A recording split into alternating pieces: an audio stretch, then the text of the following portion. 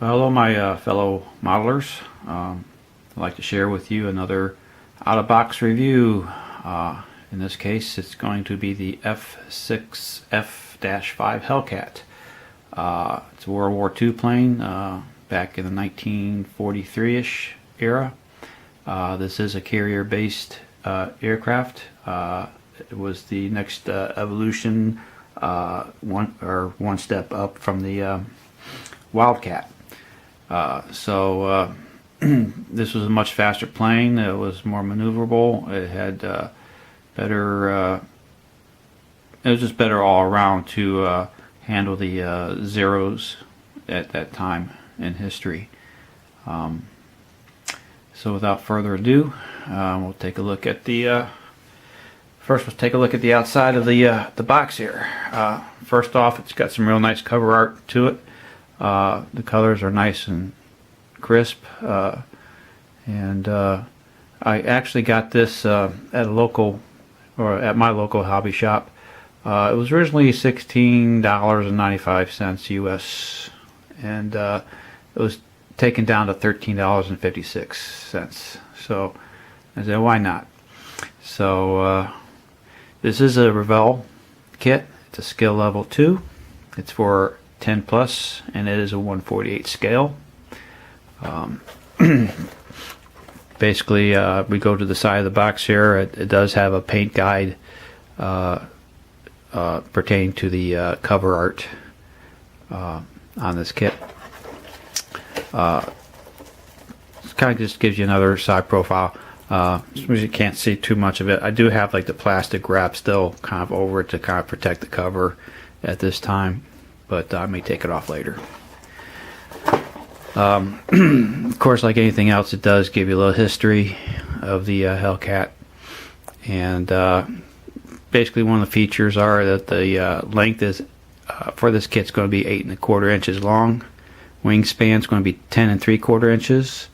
There are a total number of 55 parts in this kit, and it is molded in light gray. And the decals they refer to as water slide decals.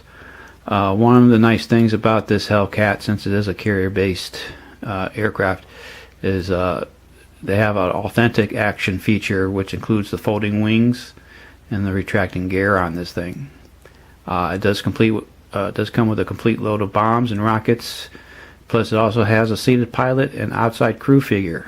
So I get to work with some more figures for this particular kit. So I thought that was pretty neat that included the pilot and one of his crew members. So without further ado, let's go ahead and we'll open her up and take a look at what we got inside. First off, basically we have the instructions. Once again on the first page, as always, it does give you like a little brief history of it, and it is in 3 different languages. I believe one's probably Spanish, the other one might be German, or but it does give you the option.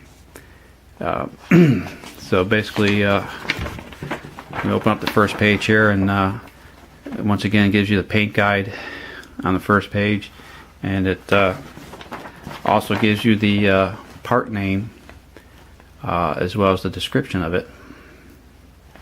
So like I said, there's 55 pieces in this total, and it's pretty well laid out here. We got, I think I looked through this earlier today.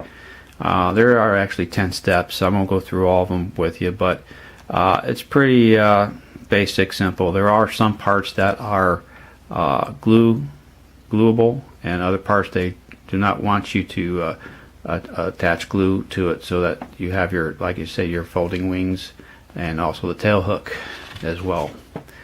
But it's pretty simple. It's kind of an exploded view of the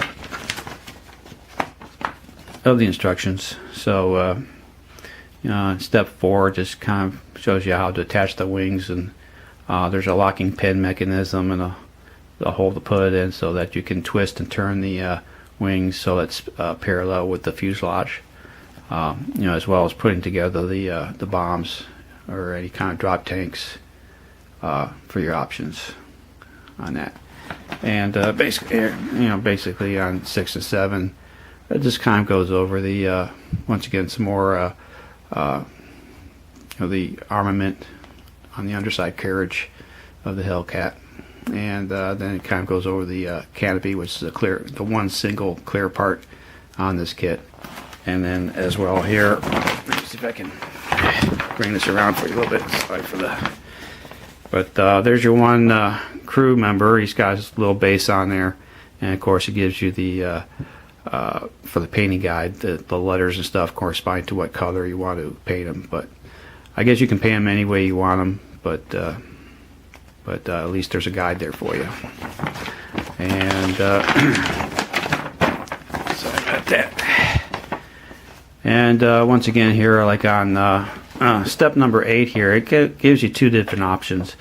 You can actually have the closed position where you keep the gears inside the wings, or you can have it as the open where the actual wheels come out of the gear box backwards, and then twist the wheels twist around, and so there you go. So it gives you 2 options, closed and open.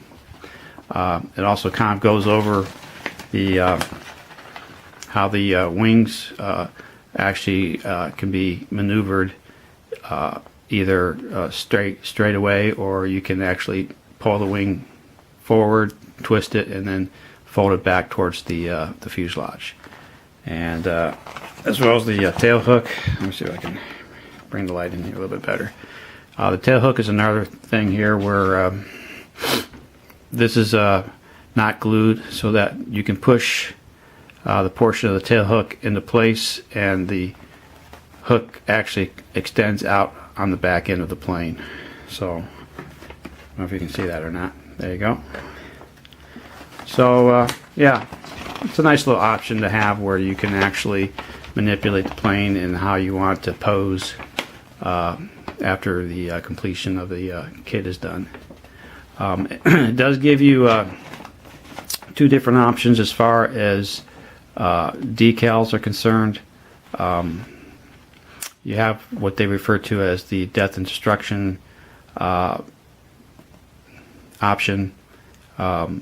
It's the F6F-5 Buno 72534 Death and Destruction VF-83. That was aboard the USS Essex in 1945. Kind of goes over Ensign Donald McPherson shared this plane, and he actually became an ace during that time of war. The second option here is when it was aboard the USS Randolph. So it's a different set of decals, but like I said, it gives you the option of 2 choices. It's your call. And that's pretty much it. Just kind of goes over some more instructions on the painting details and stuff like that. The propeller and things of that nature. But that's pretty much it in the nutshell as far as the instructions go. So we'll set that off to the side. And we'll go ahead and take a look at the parts. Now, this parts only have 2 plastic bags. One actually has the fuselage, wings, probably part of the motor, and some of the bigger pieces. But as you can see here, we have the left side of the fuselage here. Very nice detail. I don't know if you can see that, but looks quite decent, crisp. I don't see too much flash on here. Maybe a little bit of trimming, but looks good. So that's the left, and then we have the starboard side of the fuselage. Same thing. Very nicely detailed. And of course, then we have our lower wings, left and right side, and of course the front of the motor. This was actually they put a new motor engine in the Hellcat. It is water injected, and so something new made the plane go a little bit faster, make it more efficient. So there's that. And of course then we have our stabilizers and probably like one of our drop tanks here. So there you go. And then this is one of our locking mechanism pins for the wings. I'll have to kind of get into that a little later and see how that actually gets, you know, installed, put in place, because this is probably one of the ones that don't get glued. So there's that. And then of course, and then kind of undercarriage of the wings, the underside of the wings here as well. These are probably for the placement of the armament. And these two actually are going to slide in through the fuselage, and then you connect the two sides of the wings so they can fold up and retract. So that's it for parts in the first bag right here. And then the of course the second bag, not much here, just to kind of complete the kit itself.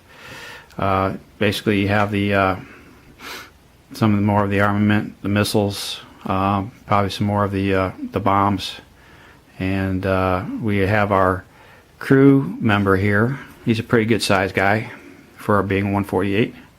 So see if I can get him here real close here. He's kind of detailed pretty nice there too for the size he is. And of course then we have our pilot. He's over here on this side here as well. And then you got your wheels, landing gear, and then you got your tail hook. Once again, that does not need to be glued. It's going to retract in and out of the back side of the plane. So that's it for pretty much for the parts. It looks like it's pretty simple to put together. As far as the decals are concerned, this is the decal part. Like I say, you have two choices. It does give you a decal of the instrument panel and the death and destruction decal if you choose that option. But the decals themselves look nice and crisp, clean. It does state it's a water slide type of decal. So there you have it. So this will probably end up being my next project as far as going back to putting a plane together, and should be fun. I don't see any reason why I shouldn't get done in, you know, within the week or so if I put my mind to it. But like I said, once again, this is the out-of-box review of the F6F-5 Hellcat. Put it back here in the box. And there you have it. So until next time, have a good day. Thanks for watching and subscribing, and we'll be following up on part 1 shortly. Till then, everybody have a good day. Bye.